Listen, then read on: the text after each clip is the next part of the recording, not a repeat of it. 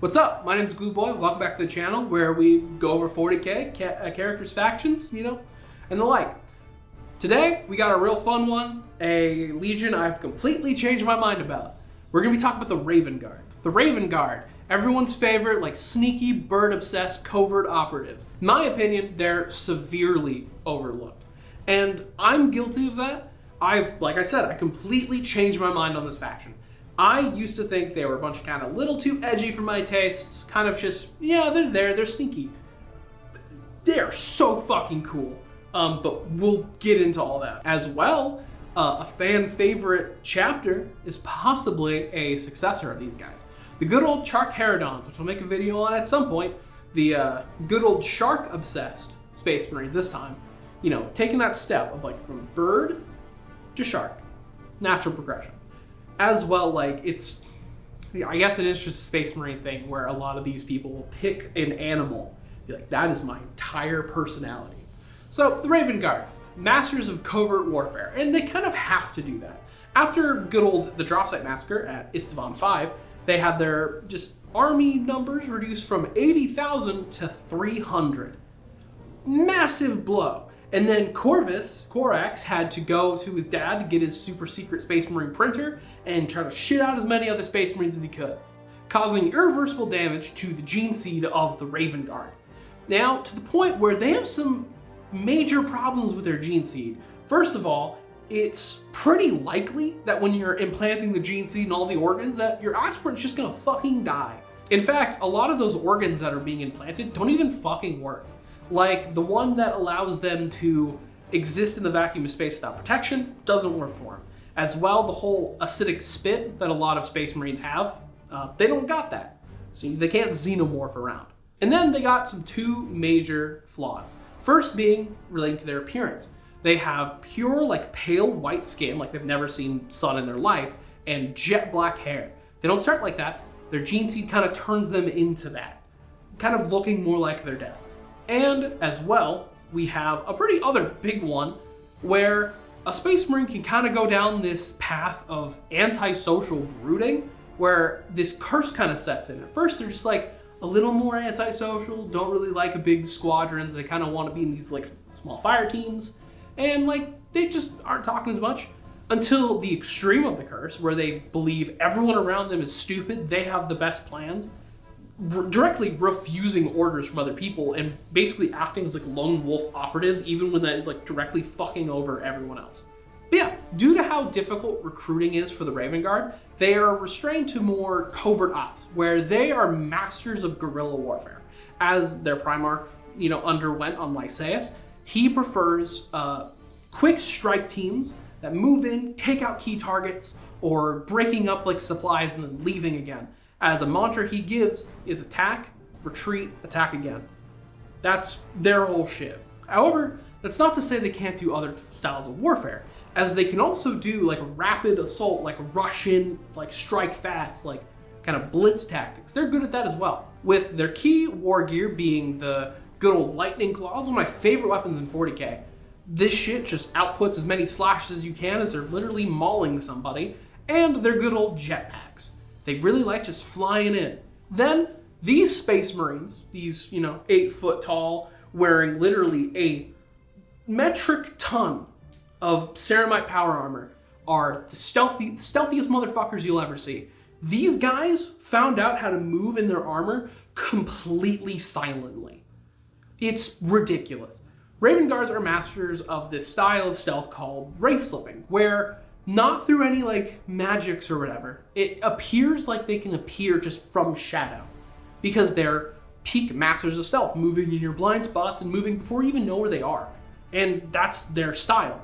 They can sneak into your camp and take you out before you even realize where you are, or they're camped out waiting for the perfect moment to strike for so fucking long, you wouldn't even think anyone's coming out to kill you. But they're out there in the mountains just camping out for months on end, unmoving. Even funnier, Raven Guard actually have their own stealth language, where they're able to communicate by making sounds of ambience in an environment, little bird calls or the gust of wind, which is actually a complex language talking about how they're going to take you down and calling their snipers to take a shot, but you hear like a little whoosh of like wind. I don't know how the fuck they're capable of doing that. That's one of the dumbest things I've ever heard, but I kind of love it. However, I would be remiss if I didn't mention the more Dathan like assault unit, as like they're not really around anymore in the 42nd millennium. They're very big in the Horus Heresy. I think they're a bunch of fucking badasses, so like I want to give them a little shout out. These guys are the covert ops specialists in an army of covert ops specialists. Like they're somehow more special ops. These dudes actually have a power that mirrors their primaries, shadow walking, where they can literally, unlike the other method, they can literally like move in and out of shadow. And as well, these guys were dubbed Shadow Masters, not to be confused with the other Masters of Shadow, which is another different thing, but called similarly. You know, they gotta add like shadow in front of all these tags. You're gonna be hearing that a lot when you're reading through Raven Guard stuff. These guys were instrumental to the Horus Heresy and kind of got most of their numbers like killed during Istvan 5, and where they had like a few special like strike squads that survived and were key players in certain missions, but sadly, like all of them seem to be dead. It takes like a stupid amount of training and the special like power to become a Mordathan. So most likely we don't have really any, or they're now all like commanders or something of other like legions or chapters. But that's their general overview. So we're gonna go right into talking about their chapter master, Caveman Shrike. So young Caveman grew up on Deliverance, and the Raven Guard on Deliverance kind of like sneak around seeing if there's anyone they think are worthy of taking to like the Raven Spire and inducting them into the Raven Guard. And they found that in young Caveman, as he was a ganger, where he was eventually attacked by a rival gang, where he was chased down on Deliverance for an entire fucking week. The whole time like evading capture until eventually getting cornered and getting captured by this rival gang. However, he took out 4 of them in like hand-to-hand combat, like killing 4 of them. Impressive. And then when captured and tortured for like information, he gave nothing. Man was like a rock. And he eventually broke out, killing more in the process and leaving. However, when he was chased down again and cornered, the Raven Guard intervened and said, hey, kid, we're gonna rescue you real quick. Rescued him, took him to the Raven Spire and said, well, welcome kid, you're gonna become a space marine. Don't really have a choice. And he's like, fuck you.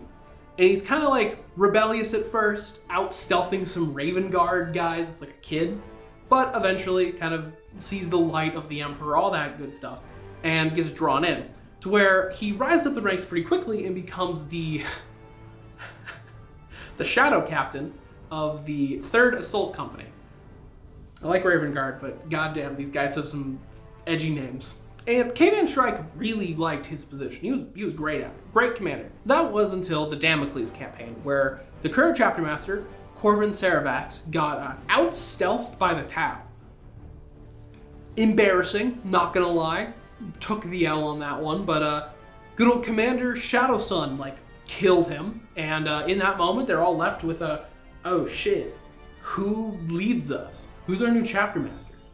And all of them being the Raven Guard are like, oh, I'm not deserving of this position. I can't possibly take it. Until Caveman Shrike was the only one to be like, all right, we fucking need somebody. And so he took up the mantle unwillingly, but he's like, all right, I'll just lead some people, like, we're fine. And he had the role kind of thrown at him. And that's the fun thing with Caveman. He doesn't really like his position. He doesn't believe he's worthy of being like a chapter master. He thinks, you know, Corvin Severax was like fully deserving. No, he fucking wasn't. He got out-stealthed by the Tau. When your whole shit is like ambush tactics, you get out-ambushed by people who aren't even specialized in that. And that leads to the current like Indomitus era of 40k, where Caveman Shrike has sent out a whole fuck ton of Raven Guard as like little like, almost like war bands, like going around like doing some key missions around for like Gilliman, the Imperium, or whatever. But he has a secret mission for all of them that he hasn't told any of them about. Caveman wants one of them to do something so fucking impressive and like glorious that they will become worthy of his position, so he can just give it right to him and he can step down. Probably go back to leading his like 3rd Assault Company again. I think he just wants to be a shadow captain again. He might just not like all like the weight of the power. But like conversely, that's kind of what makes him a phenomenal chapter master. Like, the dude is just great. He's also like a major humanitarian.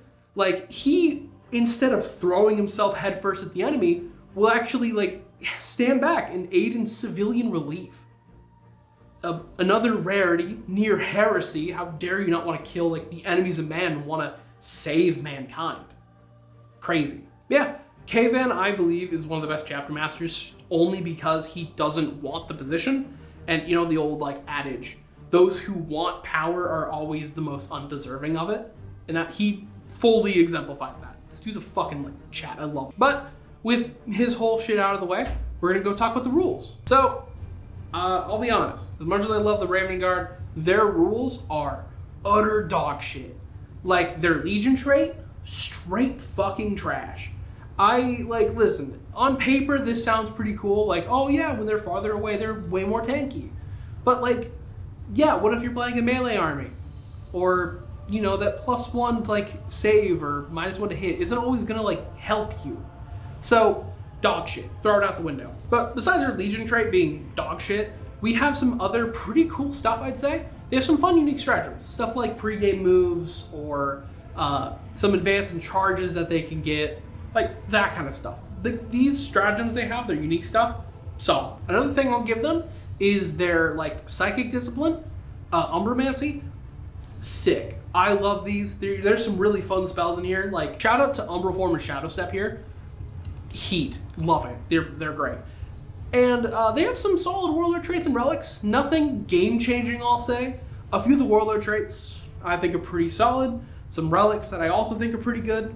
Just handy stuff to throw on, but nothing like super cracked or any obvious must-haves. If you want to play Raven Guard, don't play Raven Guard.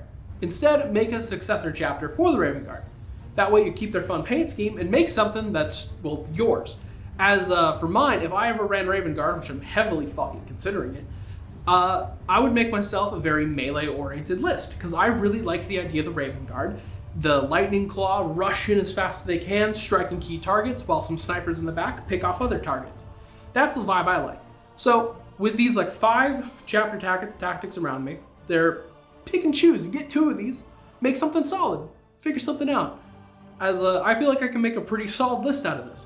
Will it be like tournament viable? Probably fucking not. I hope one day, you know, Space Marine 2.0 book comes out and we get like good, you know, Raven Guard rules. I fucking doubt it, but I can dream. With this though, you're not able to run Caveman Shrike, the Chapter Master, which like, I don't think he's a must take. You're not losing much. By not playing Raven Guard, like the actual Raven Guard, you're missing out on Caveman and their Legion trait. One hurts more than the other, but it's still not great. Instead, you can just make a cracked out like Librarian and Chaplain and keep up with like your frontal assault line, you know, that kind of stuff. But yeah, that's the Raven Guard. I fucking love these guys. I think they're sick. I wish they had some good books. Recommended in my Corvus video, the Deliverance Lost. I feel like that's a really good entrance point. However, the book's kind of shit. So, I don't know. Raven Guard fans, if you're out there, I know you're stalking around trying to find more people talking good about this faction. Recommend me some books. I'd love to read more on them. I have a bunch of names, but like everyone was talking some good shit about Deliverance Lost, and that's, you know, not great. But yeah, like, subscribe, comment, do all that YouTube stuff. See ya.